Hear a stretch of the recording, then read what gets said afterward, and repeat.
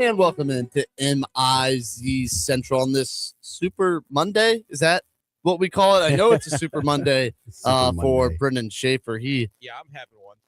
He had a nice I won a little bit of money, but then Brendan started sending the amount he won, and I felt like my money, it got out of control. He unit shamed me. Drew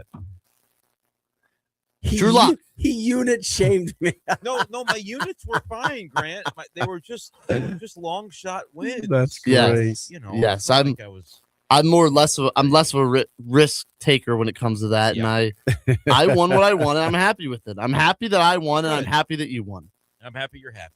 Drew Lock is a Super Bowl champion. He had the biggest win. I hope his body's all right today. Yeah, he got banged up last night. It's a tough life, man. Mizzou is QBU. Backup QBU. QB2U. Is that now Drew Lock has a ring? Yes. Chase Daniel has a ring, right? With the Saints? Yes, he does. And there's one. Oh, and Blaine Gabbert. And Blaine has Gabbert got one. Two. Blaine got one. I thought he backed up Brady. He's got two. Thank you, Matthew. In Tampa, he backed up Tom Brady. Yes. In Tampa, that was and then his he last won with one. the Chiefs. And I still think he's technically not retired, but his last season was the Chiefs Super Bowl win. Yeah.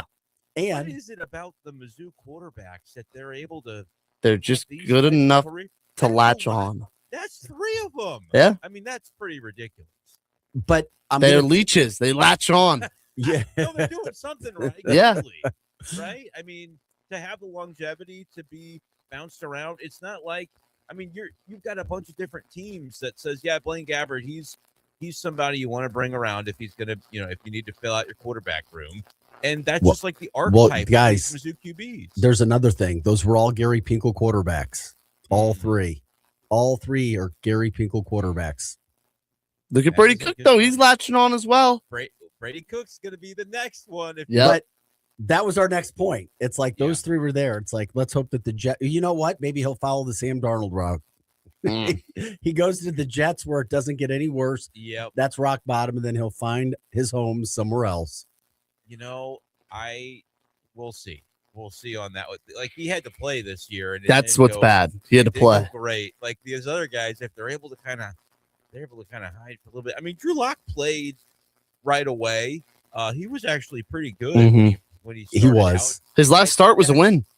For the Seahawks. About just back in first year, he had a 4-1 record in his games.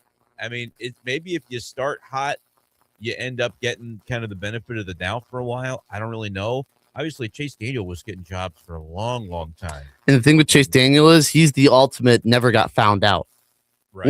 He never really got enough playing time to get found out if he was good or bad. And I think he was okay with it because he still got really nice contracts for never getting found out. Like, that's what you got to do. Here, there. As a backup quarterback, the best never get found out.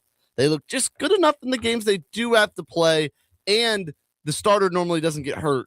So they never have to, they don't have to get found out if they're bad or good. Chase Daniel had a 13-year NFL career. And how many games? He appeared in 74. He started 5. Yes. And the other thing about that, though, he was probably a holder. That probably helps. 9 of those games, you're talking about maybe a pass attempt or two. Or a hold here and there. Also, remember, he was backing up Drew Brees. Drew Brees had nothing but great, I repeat, great things to say about him. That's a career maker. And then also remember who his head coach was in New Orleans. Mr. Payton. Who is considered to be a very, very good coach. We saw him go to Denver and turn them around. And he was also very highly impressed with Drew Brees, or excuse me, with Chase Daniel backing up Drew Brees. So, yeah, he did. If you're Chase Daniel, right, and part of it is the luck factor and the luck of landing in a situation where you can impress those two individuals, and then those two people, you're made for life. That you get, it's 2 phone calls. That's all it is. Yeah. And then it's Drew Brees vouching for you. It's Sean Payton vouching for you. And then, but that's, Chase Daniel had to make the most of the opportunity he had being there to impress those people with his work ethic and the things he did off the field to become one of the most prolific backup quarterbacks of all time. Really. I mean, he might be the most prolific. Yeah. That's awesome. Incredible. And like you said, the Blaine Gabbert was a top pick, and he got found out, and he still somehow latched on. But he was a top pick. Yeah. Luak was not a No. top pick. Was and Chase Daniel, I can't remember what was his. He was a later round guy, wasn't he? Yes, I thought. What Chase? Wait a second. Was he? I thought Chase was a free agent. No, I Chase can't Daniel was remember. drafted. Was it sixth round? No, he was undrafted. Undrafted. Wow. Yeah, that's what I thought, guys. So undrafted in 2009, and yeah, 2010 was the first year that he was, I think, on the active roster. Let's see his contracts. That's unbelievable. They add up from undrafted to 13 years, and you start 5 games, you win 2 of them. You know, he was brilliant though. His mind was so you could, if you're Yeah. smart, it's another reason why Brady Cook was able to go into Jets camp and do, because he could process things very quickly. So he signed a 3-year, $21 million deal with the Eagles in 2016, 2018, a $10 million extension in 2018. Well, that was with the Bears. With the Bears, yeah. He And then he had he made himself some money. couple contracts Yeah. with the Chargers, The then Lions. Detroit. What a life! I mean, he spent time in 6 different cities, traveled all around, and still has his wits about him. Estimated to Because he didn't exceed play a ton. $43 million. All you can do is applaud. All you can do is applaud that. That might be the American dream, boys. Yes. Where you get to do all the cool stuff without having the CTE to go with it. Or any criticism, really. But guys, now he's also getting to talk about the game that he loves and getting paid At a to high talk level, about the game and he's good. he deserves all the credit in the world for making that career in that life for himself. But that is cool when you sit back and really think about it for Chase Daniel. Yeah, without a doubt. Gabbert's first contract was a $7 million signing bonus. Yeah, it was a beast of a deal. It was a big, that was back when rookie deals were, kind of crazy. But he went to the wrong team with no offensive line, and Right. that was the downside. I think what's crazy is Gabbert made less money in the NFL than No way. than Chase Daniel did.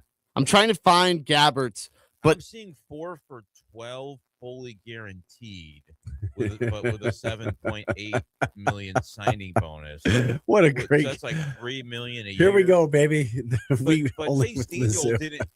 Daniel didn't make anything in his first contract. No. He was just trying to. That I gotta correct myself. Gabbert. I'm trying to. What year was that for Blaine Gabbert? he was drafted in 2011. Okay. I believe that was the first year that rookie contracts weren't crazy out of control. And I don't remember what they changed. All I remember is who benefited from it. The last quarterback, I feel like I know who it was. Bradford got a Bradford. great rookie Yeah. contract. It was Sam Yes. Bradford. 6 years, $78 million rookie deal with the Rams, which influenced the implementation of the NFL rookie wage scale. So Bradford was the last one to absolutely cash in. I just remembered that being the case because that was the St. Louis Rams quarterback at the time. Now, not to And then Gabbert didn't really get the same deal. Yeah, Daniel made about $44 million. Not that this is anything not too shabby, but Gabbert made about $32 million. So Gabbert was the first pick, was he not? yeah. So That's he amazing. No, I No, thought he was no, number no, two. no. He Number was two or number two. 3. Oh, guys, what's the difference? He was early in the first round. But Give me a break. 6. no, I thought he was 10th. Holy crap! Why did he was the first quarterback? Maybe I can be right about something. 10th overall. 10th overall, yeah. All right. I remember them like during bowl season when Mizzou's Uh-huh. game was about to be played. Third quarterback. Man, you're Really dumb. lie. I am dumb. Okay, well here's the reason I thought he was like Newton and Locker. okay. During like the bowl lead up to Mizzou's bowl game that year, they had a graphic on ESPN that was like, the Mel Kiper or whoever it was that was projecting Gabbert to go like number 1. And I was like, what are you guys talking about? Blaine Gabbert's great. I'm glad we have him, but let's calm down a little bit. Like as a Mizzou fan at the time, I thought they were maybe gassing him up a little too much. Yeah. And then I guess, Cam Newton probably that was. But I'm telling you guys, when it comes to quarterbacks in the NFL, you need to go where there is an insulation of a line and a quarterback coach and or an offense that has an idea. Because if you don't, Darnold, you will be lost. If Tom Brady would have been drafted to the Lions, nobody would have known who Tom Brady was. I promise you. I promise you, 100%. Because you'll fade out. You have to. We've seen the NFL. What it does is it destroys quarterbacks with potential more so than it gives quarterbacks an opportunity to try to hang in there and succeed and develop you. It does. Yeah. You'll see sometimes they're bad at developing quarterbacks. And it's just the luck of the draw. You might be one of those teams. You might be one of those teams that, has a quarterback injury and somebody's going to play. So whoever happens to be the guy on that team on that day, you might have one shot to show it and you might not be very good, or you might be. And so like in that moment, think of like the Matt Flynn where he starts in a meaningless Week 17 game and throws 5 touchdowns and gets a big contract the next year with the Seahawks. And now Russell Wilson ended up starting over him because, well, Matt Flynn maybe wasn't that great, but he got his contract, right? Like those little moments oftentimes end up being what makes or breaks you. But with like a Blaine Gabbert, if you're a first round pick and it doesn't work out in your first stop, you can have the circuit where you go around and be a backup for a long time. It just depends on kind of your starting draft capital can determine a lot of that sometimes too. Should we talk about current sports now? We want to. Yeah, it's kind of funny. No, it was a good conversation. We're not hiding from anything with Mizzou basketball. No, they had a fine week, guys. Like, a dominant game. They had the week off, the midweek off, and I think it showed. Dennis Gates has proved, no matter what you want to say about him, when you give his team a little bit of rest, they play well. Think about the break between Illinois and Florida. They beat Florida, then they beat Kentucky. A week off, they go on the road, and they win by 19? What's happening? They played a poor first half, came out in the second half, and dominated South Carolina, who is bad, by the way. They played okay to start the game, and then I think they faded a little bit toward halftime. Yeah. But they really did play a dang good game. I know South Carolina's not a good team, but we've seen them play on the road, and not always have this kind of zip to their game. And this was really impressive. I get it. It's South Carolina, but I was really glad to see them just wire to wire be able to take care of business. You don't take road SEC games for granted. A game that was a 1.5 point spread, and Mizzou way outdid their margin. They way covered. And hey, I this doesn't mean much, but CBS Sports updated at 9:30 this morning has Missouri as the first 4 in, and they will be playing last four. And pardon me, they're in the first 4, which would be played in Dayton against St. Mary's, is where they're slated right now. That surprises me. It surprised me. And not lose, right? Hold up. I'm sorry. I don't mean to cut you off. They're placed as the first 4, and you know who they're slated to play in this bracketology? Who do you got in the first 4? No, they're slated to play St. Mary's. And if they win that game, you know who their round of 64 matchup, CBS Sports has them? Might be SLU. It'd be the SLU Pelicans is what CBS Sports has them at. Because of the way you were asking that question, I was thinking that would be incredible. Yeah. SLU. I would love it. No, I would hate it so much. You got to know. I would hate it more than anything. It's time to grow. No, I would hate it. Now, hold on. Wait, pause. Vic, why would you love it? I want to pit these answers against one another. Vic, you go first. The reason I want this to happen is because Missouri going into that game, we already know, right? Doesn't the state know that SLU is a better team than Missouri this year? Yeah. Isn't that what everybody says? Everybody, what the common opinion is. Yeah. Okay, I think it's my opinion too. Okay, SLU's better. SLU's a higher seed. SLU will be ranked close to number 10 by the time it gets here. Missouri has nothing to lose, in my humble opinion, which Grant would disagree, playing SLU. All the pressure is on St. Louis U in that matchup in St. Louis. No, because that's Missouri, why I want it. Mizzou. Wait, CBS has it in St. Louis as well? CBS doesn't have. I thought it would be in St. Louis. It would have to be. No, SLU's playing home, aren't they? No, it's not a high enough seed to be able to guarantee their Oh, placement. they don't have location here. I'm thinking SLU's a 31-1 team when the tournament starts. I hope so. And then Mizzou won't play SLU. Okay. It's based on seeding though, and so when they snake through the bracket, they say, well, we got to put Illinois there, and then we got to put and like I think they won't match up. Chairs, and they might run out of. Yeah, they won't might match run up. out of space. I would still love to see that matchup happen for the reasons that I said. Minus St. Louis, would love to see it happen. If I'm looking purely from a Mizzou fan point, why I would hate it is what's your reason? There's a reason already why Mizzou ducks SLU is because if they lose, it's embarrassing, and you're the premier team in the state, and you're playing a team an hour and a half away from you. It's also St. Louis is one of your major recruiting beds, and if you lose to them, and all of a sudden SLU can hang. Hey, why would you? Hey, 4-star, 5-star, whatever. Why would you go to Mizzou? What? Yeah. Why leave home when you have the best team in the country, the best team in the state, right here? Why go 2 hours away? And you can go play in the Atlantic 10. Woo! They don't. Yes, but still, it is a good recruiting tool if you're SLU. It's very good. Game. It's a great recruiting tool. I don't think it's embarrassing, by the way. It wouldn't be embarrassing for Missouri to lose to SLU. No. It wouldn't be. That's what I'm saying. But the recruiting angle, and Josh Schertz is a damn good coach. He would use it. He would find a way to exploit it. I think he would do very well with that. I think it'd be more embarrassing for SLU to lose to Mizzou. No way. No, why not? This year, you've got the doesn't matter though. So are you saying SLU shouldn't be ranked higher than Mizzou? No, they should be. SLU's better, but I'm not calling it embarrassing. It would be a letdown. If yes. you're SLU and you lost to Mizzou and you 100% it would be. Play them for a long time. Absolutely. The reason you don't play, that would be that'd be a bad look if you were definitively the better team and it did happen.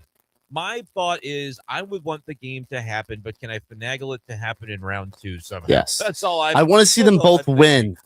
I love SLU. I am a lifelong SLU basketball fan. I love SLU almost as much as I love Mizzou in basketball. I want to see them both have a shot. I want to see them on opposite sides of the bracket and they meet in the national championship. Obviously, that's not going to happen. But I don't want to see one eliminate the other. And I hate that they're pitted against each other because they're not rivals. They haven't played in 40 years. There's no rivalry between SLU and Mizzou. I just want to see both of them succeed. I'm a big fan of both. I would hate a first-round matchup between them, and I don't think that they need to be pitted against each other. People in St. Louis that are SLU fans are probably Mizzou football fans. They don't need to be pitting against each other. It would be fun. Here's my one. I don't know one SLU or basketball fan that's a Mizzou football fan. Mizzou is the St. Louis school. No, I hope so. I just don't know any. Mike Salzman. I want to ask Grant this. Yes. Would it change your opinion if Mizzou was in the first 4 in this scenario where they win their first game in Dayton? So they at least get a win, but it's not like a real tournament win. Would that change your mind at all? If they were playing it a little better, if they still had to play SLU, yeah. No, at least we won a game to get to that point. No, I just don't want to face them. All right, you wouldn't even in the second round. You wouldn't want to face if not in the first round. If it's Sweet 16, I'm fine with it because then one of the teams is getting to the Elite 8. Yeah, round of sick. Round of 32. I almost Mizzou doesn't have that kind of this year, brother. If it's gonna happen, it better happen early. If it's the round of 32, Brendan, I think the same thing I would face because I'd be like, hey, at least one of these teams is going to get to the Sweet 16. The worst case scenario would be round of 64. I would hate it.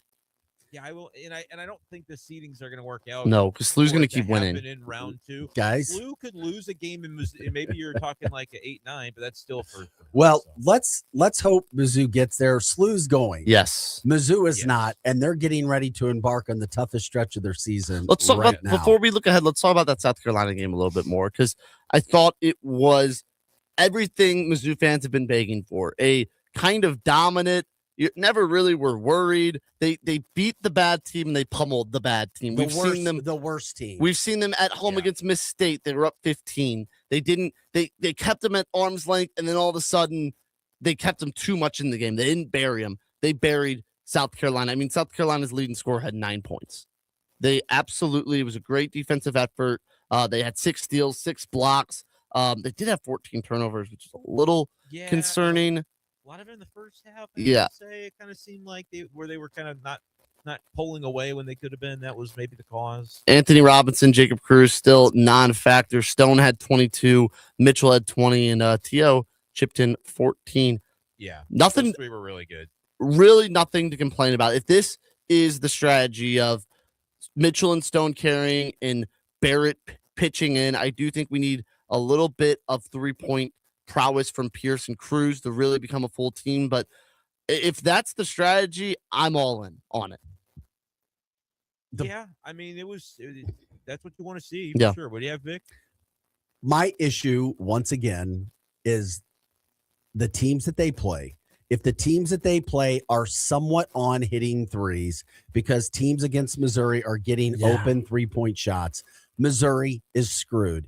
That team, Mississippi or South Carolina on Saturday, was brutal in the first half at shooting threes, and it really allowed Missouri to get into a rhythm and have some confidence. Most of the teams Missouri plays are not shooting that poorly from three. They're not, especially in their home gym. That scares me with the stretch that's coming up. Yeah, I would agree with that. There were a lot of, and Missouri's not a 3-point shooting team. We're a paint team. Yeah. But I will say this: the paint was open there against South Carolina. They attacked it. That was a very clear element. Like Mark Mitchell was doing it, Barrett was doing it. They were finding ways to knife through and just telling them, like, we're stronger than you, we're more more skilled than you, and this is gonna be our territory. And I thought that was great to see. I don't know if that bully ball mentality will quite be reliable against the better teams. And so you're right.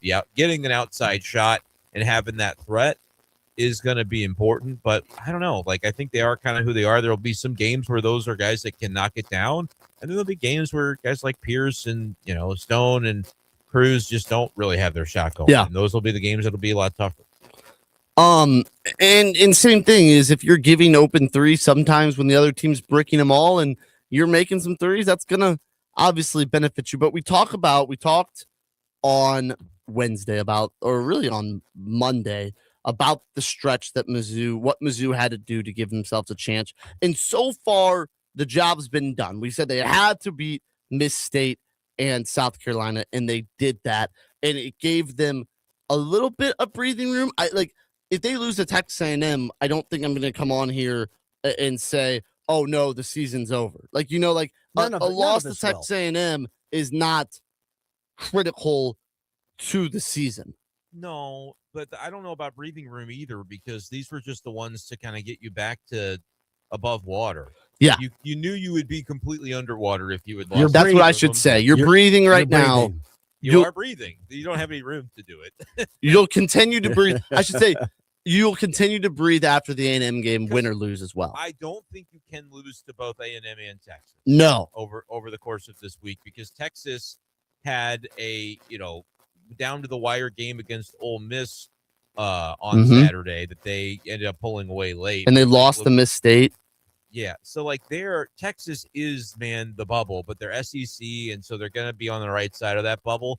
But that's one that I think you have to almost take their spot. You do. In the tournament. You know what I mean? Like, that's one that, guys, unless you pull a road win at a pretty solid A&M team, I think Texas becomes closer to a must win, barring the unforeseen the rest of the way. Missouri will be a favorite at home against Texas. Watch that. That should be the case, but I don't think a big one. And I think that's the only game they'll be favored in their next 5. That is a must-win game. You've called it. You have to win it. And Saturday night, you got to pack that place. Texas is a 5-loss team already. Yeah.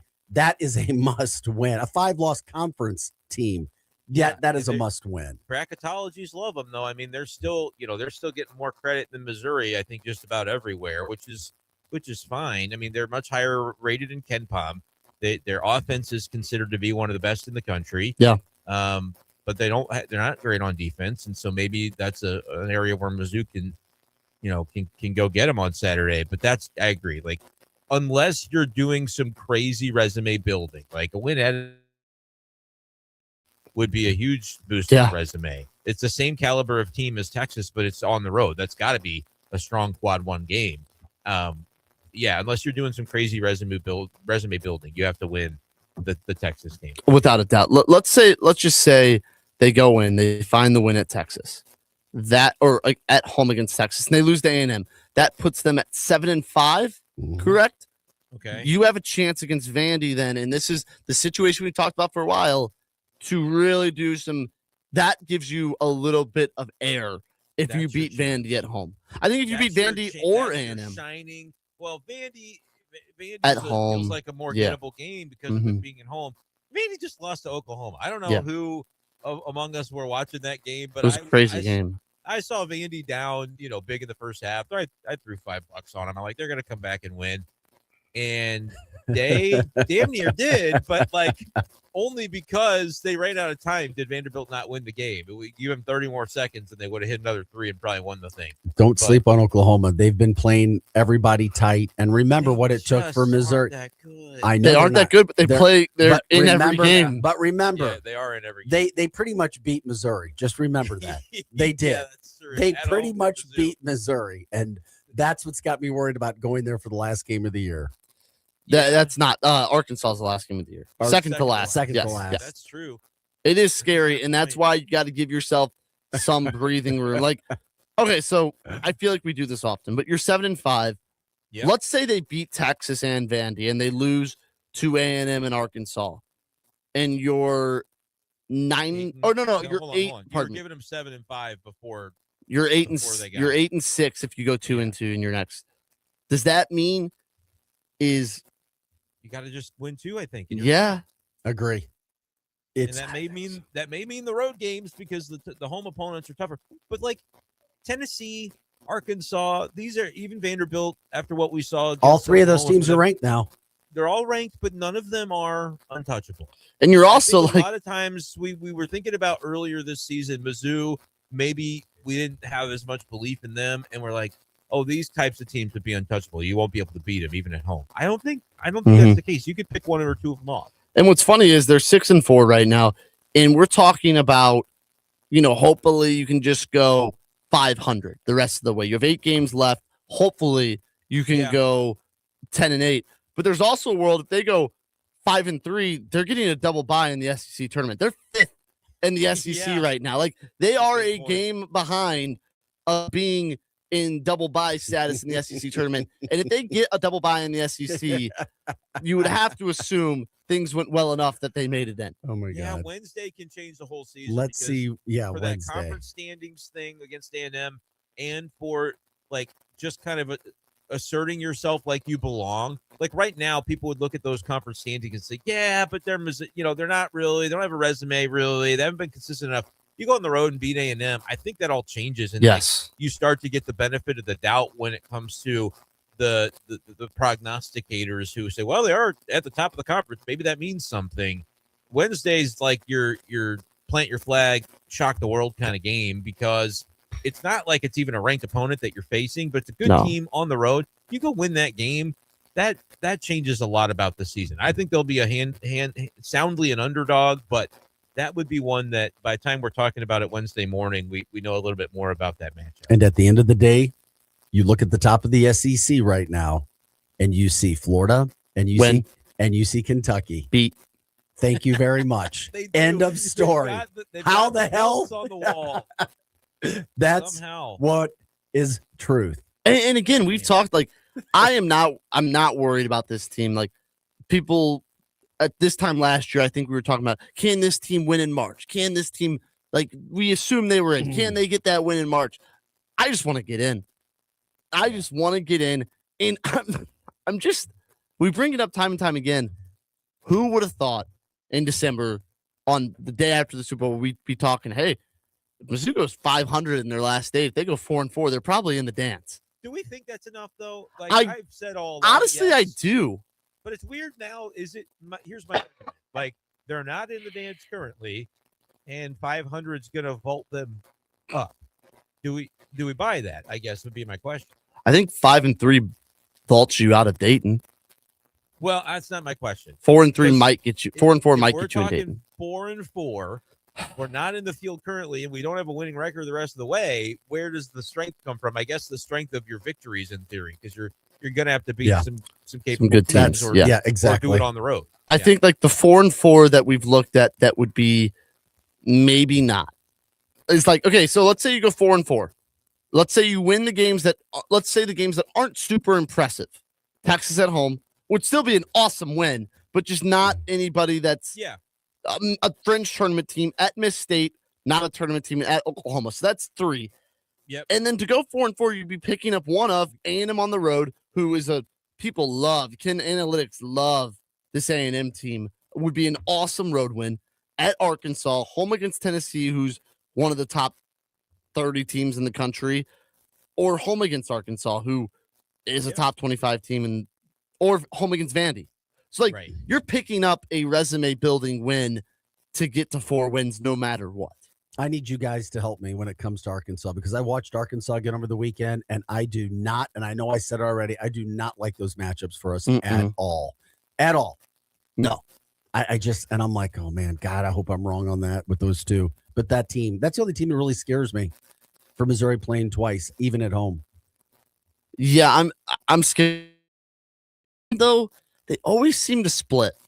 They always seem to find a way to beat that Arkansas team at home, and I don't know why. If it comes down to it, and they're 9-8, and it comes down to a home game against Arkansas, I'd take it right now. Yeah, I think you probably have to, but I kind of wish the home. I don't know. Maybe the home game being second is better because you've got your best crack at them. Yeah, I agree that matchup wise, that's a scary team. It is this year, even though they've shown flaws against other people. I would still be a little concerned about that one. Can they go 2-1 in their next 3? A&M, Texas, Vandy. I don't know. I plead the 5th until Wednesday. I'll answer because I really don't know, man. I'm gonna go 55% yes, and because 2 of those games are at home. I'm gonna say about 40% chance they do. I don't 35. I don't think it's, what am I? Did I want to recalculate if I'm being the positive? No, you're guy. Positive. If Big Faust is the positive guy. No, I don't like this. What about if they go? They're 6-4. If they go 1-2, that would put them at 7-6. Are you totally ringing the alarm bell at 1-2? Well, you have to at that point. That's where you have no margin for error. Yes. You know that the road games against Miss State and Oklahoma are kind of must-haves. But now you're talking about having to do what we just said is going to be really difficult: beat Arkansas once, or knock off Tennessee, and they're 17th in Ken Pop. So, yeah, I mean, that's always been the path, boys. I think they're not going to win 2 of the next 3. They're going to go 1-2, and then they're going to have to do something incredible to get over the hump. And I think that's where they fall a little bit short.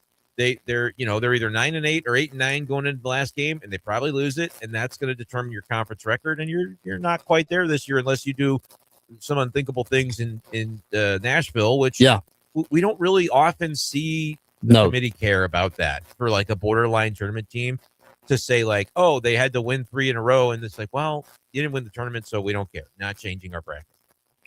9-8 in the last game would be, I would take that. I would take 9-8 going into Arkansas because it gives you have set yourself up with a chance. I have to agree. I would love 10-7. Don't get me wrong, because 10-7, you're okay, 10-8 might get us in. 11-7 in the SEC definitely gets you in. Almost without a doubt, 11-7 with this schedule is more than good enough to get into the tourney. Right? I think almost undoubtedly. Oh, 11-7, yes. Yeah. I'm thinking more 10-8.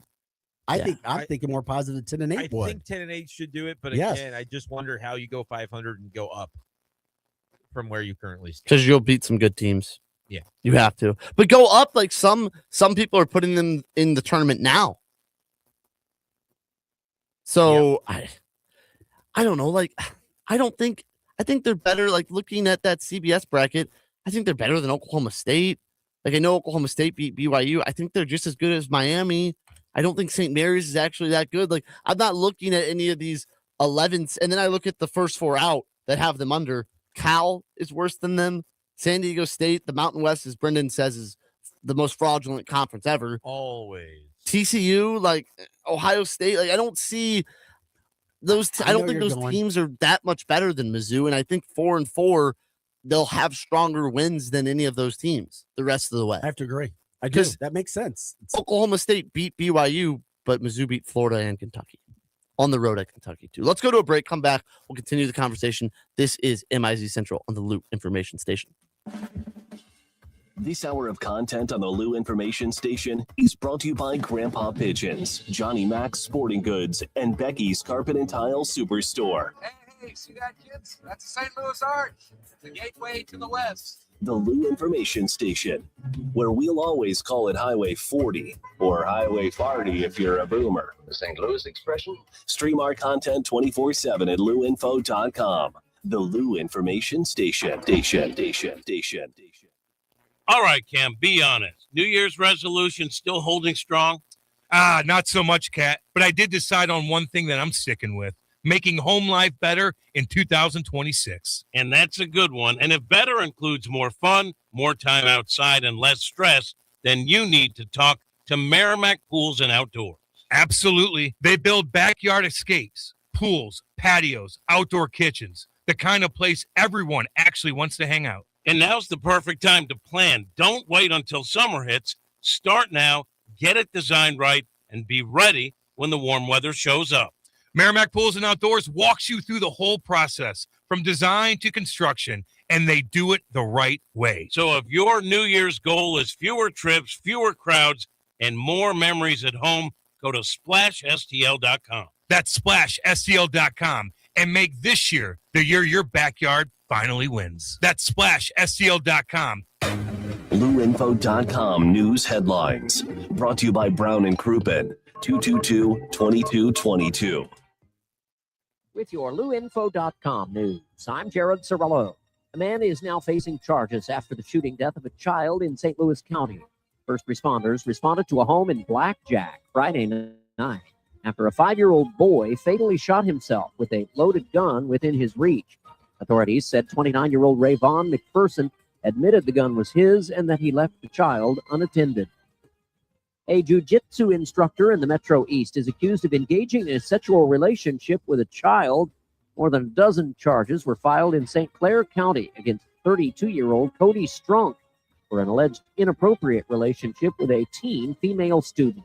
Investigators believe this is an isolated incident, but anyone with information is urged to contact the Shiloh Police Department.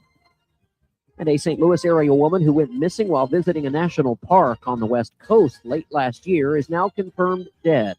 Officials say the body of 26-year-old Aliaxia Bulia was found in the Solduck Valley of Olympic National Park in Washington last week. I'm Jared Cirillo reporting. Now, LouInfo.com weather. Presented by Home Bank. Member FDIC. Secure your financial future by opening a high-yield checking account today. Go to myhomebank.com. Get started. Here's your LouInfo.com weather update. We've got a few showers in the forecast for Thursday and Friday, but in the meantime, we're in pretty good shape. Mid-50s and sunny today. It'll be clear for the overnight hours. We're down to about 40 and then near 60 for the high on Tuesday and sunny. Sunshine and 50 Wednesday. I'm meteorologist Steve Hamilton for the Lou Information Station, streaming 24/7 at LouInfo.com and the free Lou Info app. Yo, I got a key to the front door, badge to the back, 100 little problems and they all attack. I'm the boss, the backup plan B, C, and D. If it breaks, guess what? Who's fixing it? Me? I'm the meeting, the marketing, the late night grind. And then we pay that bill, panic on my mind. Yeah, I started this dream with a big old plan. Now I'm the whole department in the one-man band. CEO doesn't mean chief everything officer. Delegate like a boss, because you are one. Contact Morgan Pinnacle Group to learn more. The Lou Information Station presents coverage of the Mid-States Hockey Playoffs, presented by Vantage Credit Union. Game coverage includes Founders Cup, Wickenheiser Cup, and Challenge Cup games, including each division's championship. Tune in or log on to the Lou Info YouTube channel. Mid-States Playoffs are presented by Vantage Credit Union and by Mattingly Lumber, WashU Medicine Orthopedics, and by Kenny Reinhold with Caldwell Banker Realty Gundaker.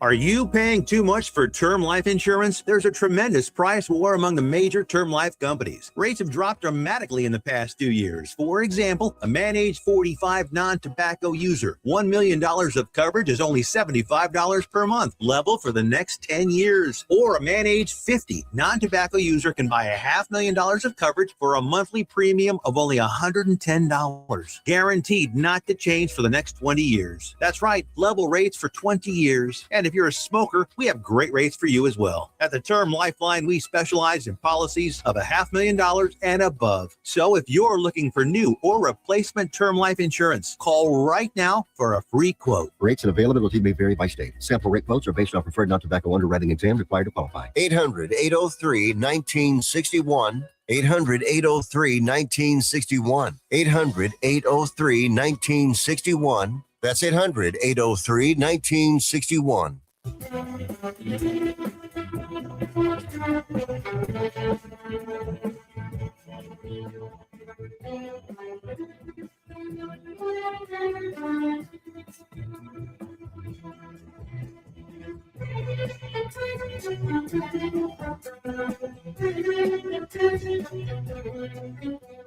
And welcome back to the Lou Information Station, MIZ Central. Vic Faust brought this up to me in the break, and I wanted to make sure to talk on it. Missouri Gymnastics continues to be by far the best program at Mizzou. They beat Florida on Friday to earn number 2 Florida to earn the highest ranked win in Missouri Gymnastics history, 197.2 to 196.5. The Tigers are currently ranked number 7 in the country and bested number 2 Florida. Pretty cool. Yes, and a shout out to my good friend's daughter, Joe Weir. He was a really good wrestler at Mizzou himself out of Belleville East.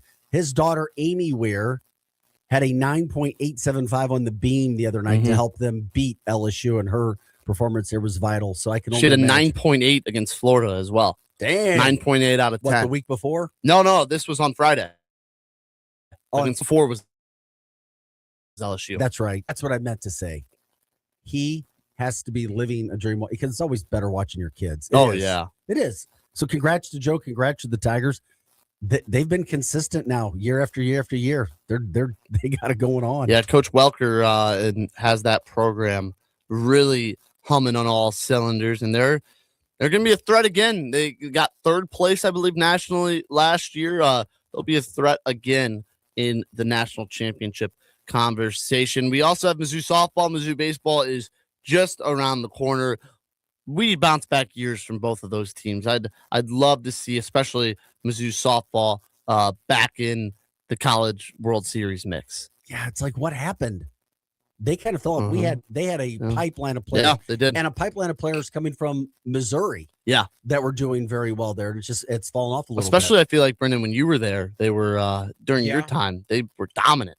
Yeah, I mean, they've had some really good years. The league is really, really tough. Oh, so tough. I mean, it's probably, we always talk about, in football and last year in basketball, the SEC, it just means more. I would say maybe no sport more than softball. Is it really just softball, gymnastics? I think they are softball, gymnastics. I mean, baseball, obviously we know the pedigree in baseball. Women's hoops has 5 of the top 10 teams in the country on a given week. But softball is rugged competition for sure. Missouri women's basketball as well had a win over the weekend. They've slowly but surely have gotten back on track. I think you can see the foundations being laid a little bit. So they definitely are starting to kind of make the climb a little bit. They did not win over the weekend. They lost to Georgia. Oh, midweek they won, I believe. Yeah, they had a 3-game winning streak coming into yesterday. That was one trajectory of the gotten it, but they got beat pretty soundly by Georgia, who, like, if Mizzou had won that game, they would have been C standings with Georgia, even though Georgia's 19-5, they're going to be a tournament team almost assuredly. That you're going to announce your presence, that'll be where to do it. And they just didn't quite have enough firepower. Played them pretty close early, but it got away from them after that. Yeah. Let's get back to our conversation about Mizzou basketball. Last little bit here. I was impressed with Coach Dennis Gates. We've harped on him a lot. I was impressed with him on Saturday. I thought he pulled all the right strings. I don't know, and maybe this is what should lead us out. I don't know what you do with Jacob Cruz and Anthony Robinson because they both got a tick over 20 minutes of playing time. What do you do? Because they have been a net negative when they're on the court. I mean, Cruz maybe not as much. He only went 1 for 2, shot 1-3, had 3 points.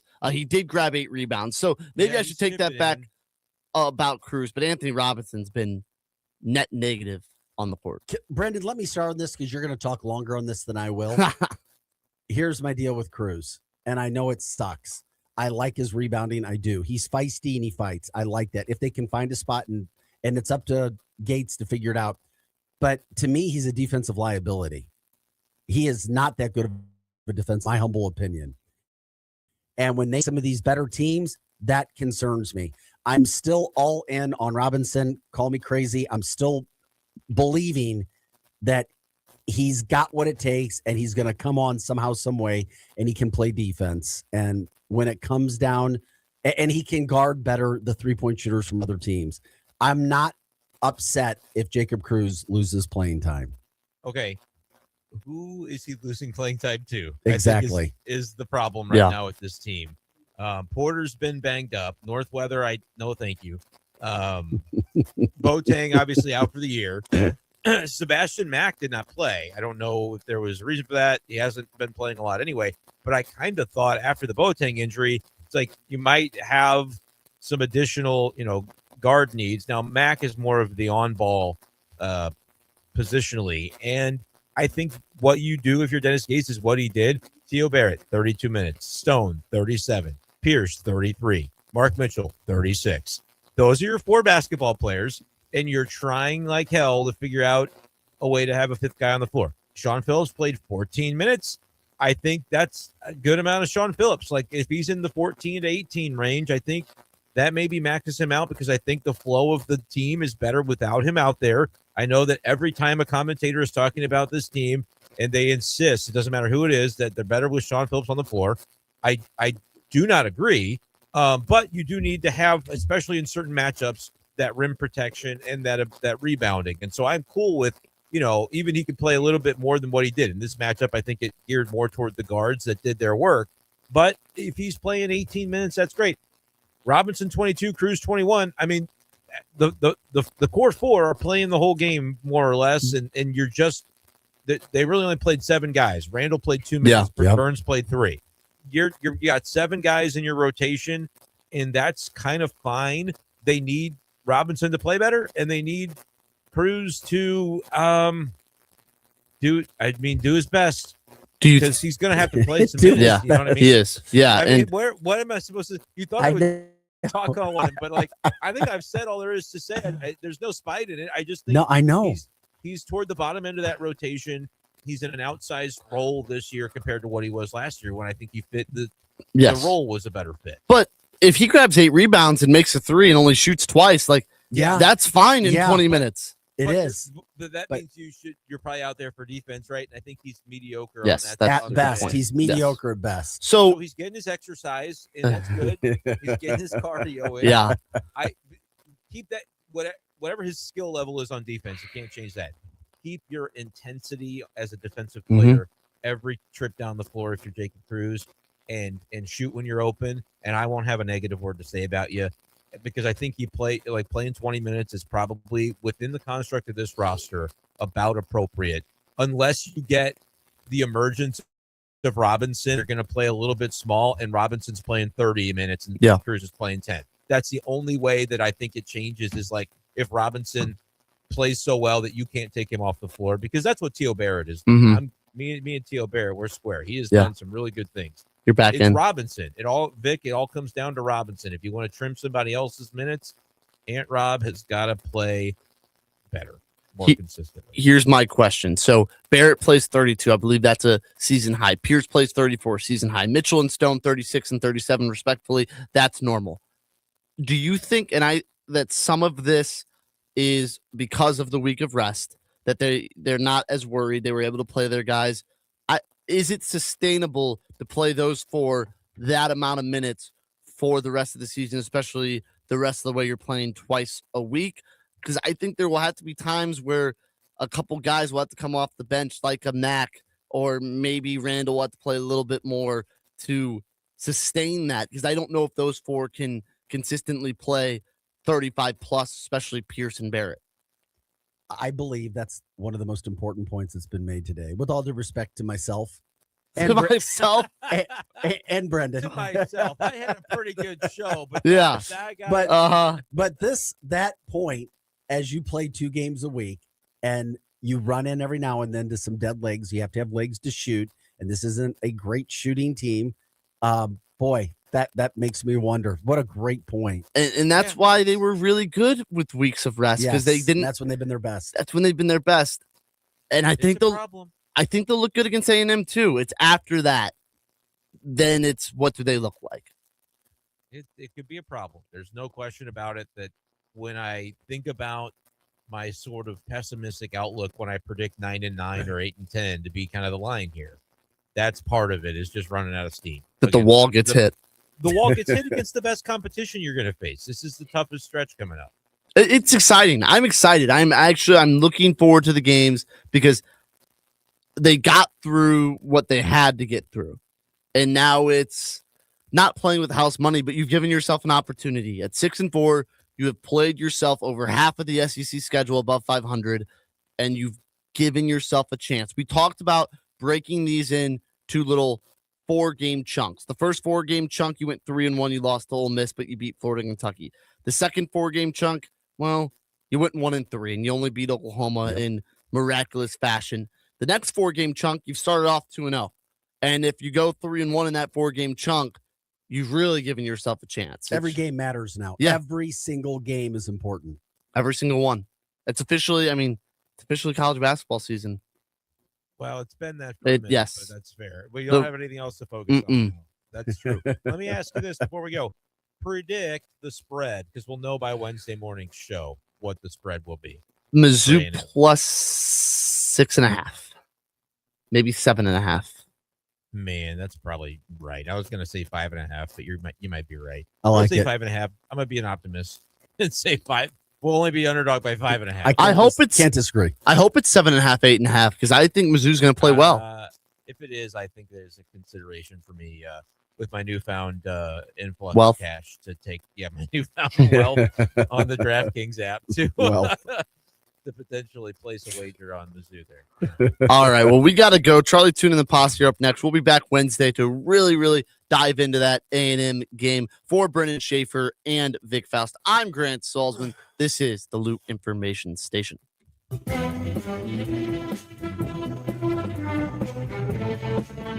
This message is presented on behalf of Delmar Mortgage. When it comes to buying or refinancing a home, everyone's situation is different, and having the right information